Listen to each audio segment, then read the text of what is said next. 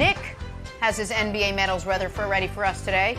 Donovan Mitchell, 27 last night as his Utah team beat the Big Three-less Brooklyn Nets. None of them were there last night, but no medal for Spida. Nick, who did get a medal today? Oh, the Nets lost by 30? You mean it's hard to win NBA games when all your superstars are gone? Interesting. All right, bronze medal, Kyle Lowry.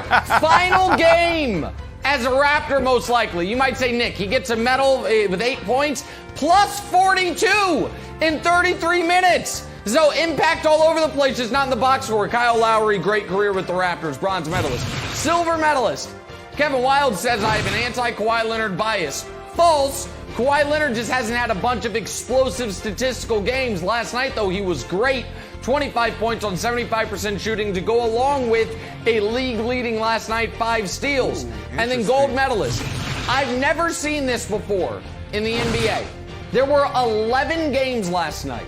One person scored 30. We had one 30-point game. It was De'Aaron Fox scoring 37, and he had a great back and forth last night with he and Halliburton and Trae Young defense. As they get a win. The Kings get a win over the Hawks. So there's your medals. Can't believe, Jenna, we only had one 30-point performance in the NBA last night. And shout out to Kyle Lowry, who probably gets traded here in a few hours. Brandon, I'm going to start with you. Who are you taking to win the NFC, Bucs or the field? Oh, this is an easy answer. This is the Bucs. And for the same reasons why they won the Super Bowl. Defensively, personnel, and scheme. They have the perfect mix. They can get to the quarterback.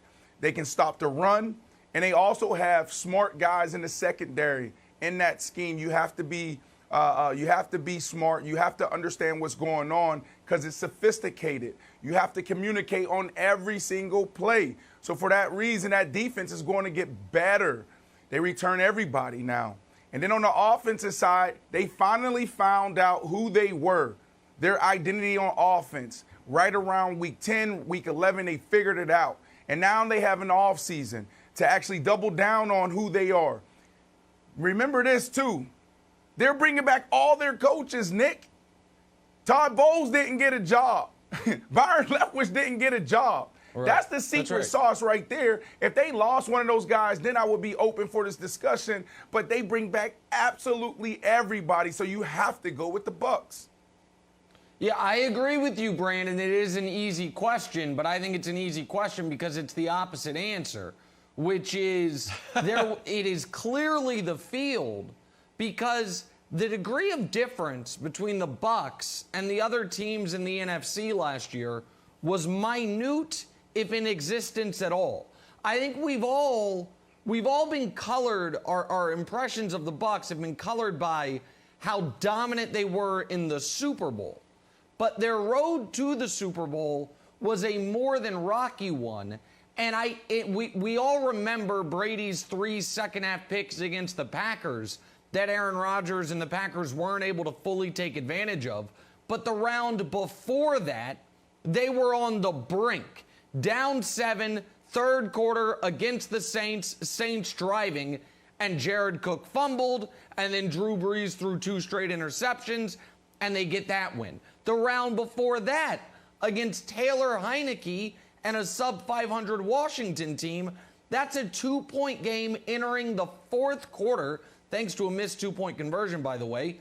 And in the fourth quarter, it's Washington ball down 5 before Heineke gets hurt and the Bucs end up taking control of that football game. Washington, by the way, still had the one drive at the end of the game down 8 with a chance to force overtime. So I don't look at Tampa as a team that was head and shoulders better than the rest of the conference last year. They won the conference, but it doesn't mean they were the demonstrably best team in the conference. So Wilds, to me, Tampa, Green Bay, and the entirety of the NFC West, basically. The Rams with the upgrade at Goff, Seattle staying Seattle, San Francisco healthier, and we'll see on Arizona. To me, 2 or 3 of those teams could be contenders out of that division. So to me, there are 6 legitimate NFC contenders as we sit here at the end of March. So I would definitely take the field over the Bucs, even if the Bucs on paper look to be the best of those 6. All right, I will also definitely take the field, and I have a question for our resident entrepreneur, former Pro Bowl wide receiver, and general raconteur, Brandon Marshall. Brandon, 2 questions for you. Question number 1. When you were a player and you had a great season, maybe the best season of your career, did you sit back like, Brandon Marshall did it, guys. No improvements for me. Or did you try to work to get better? Which one of those paths did you choose? I tried to always working to get better. You always got to get better. Okay. And just 1% every day. That's what you need. That's right. House of Athlete. The facility's going great. The podcast is going great. Are you like, you know what, team? We're good. We're good. Let's just keep what we're doing. 8-hour day, just exactly the same. Everybody's good. Are you constantly trying to get better? Which one of those paths do you choose in your business life? 100%. You always got to get better. Whether you're in business, you're an athlete, as a person, you got to get better. But here's the deal, though, Wilds. You're looking at – so basically what I hear you saying is the Bucs didn't get better because why? They brought back everybody and they didn't have any upgrades? Is that what we're saying here? Well, here's the thing. They stayed the same. There's a philosophical shift with how they entered the year and how they finished the year. When we look at the timeline, the Bucs got Tom Brady, and we were like, oh my gosh, Tom Brady and Mike Evans and Godwin and O.J. Howard, and then they kept getting better and better and better, aggressively so. Right. And all of a sudden, like, Gronk is there, like, wow, they don't need Gronk. And all of a sudden, AB is on the horizon, like, they're going to get AB too, and why don't we sign Leonard Fournette? Like, wow, they keep on adding weapons. And then they got to the parade. So they here's have the a deal, few pops. They start throwing the Lombardi Trophy around. They're like, your ASS isn't going anywhere. We're good. So it seems to me how aggressive they were to build the team. They lost that philosophy. Jim Collins, there's a book that he wrote, a great businessman, entrepreneur. He wrote these books called Good to Great, Built to Last, and How the Mighty Fall. I read them in 2014. Jad Fish used to be the quarterback coach for the New England Patriots last year. He gave me this book early on in my career. Finally pulled it out years later, and it was an amazing book, and there was one thing that stood out to me. Here's 3 areas you can always get better: people, process, and product. So they're people. They don't have to get better in their people. They have their team. So can they get better in their process? They have an off season now, Wilds. And then from a product standpoint, think about what we just talked about, what I just said. From a product standpoint, they can get better on the offensive side because they know exactly who they are now. They had to figure that out. They were battling last year. That was real between Bruce Arians and Tom Brady. That beef was real. And on the defensive side, they finally got into their flow as well, and they ended up as one of the top-tier defenses we've seen in a long time, Nick. Listen, it was an unbelievable run, and after the bye, they went undefeated. But I think to Wild's point, and we are so results-based, it's hard to go back in history.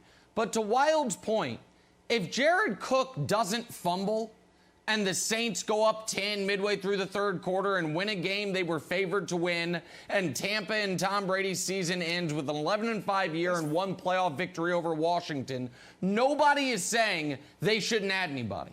They should just re-sign everyone and bring everyone back. Nicholas. And so, that's football. That's football. I know. That's football, Nicholas. What are you talking about? We can go through every game and talk about the ball bounced this way instead of that way.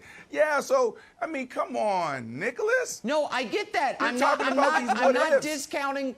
No, I'm not discounting their championship at all. What I'm saying is it would be, I think, a bit of a mistake to act like that there was no scenario that existed where we wouldn't go into this offseason saying the Bucs need to upgrade here, here, and here. We were on the precipice of that scenario. Right. It went another way because that's football, and now Jenna just bringing everyone back feels like it's enough. I don't know if it's quite enough.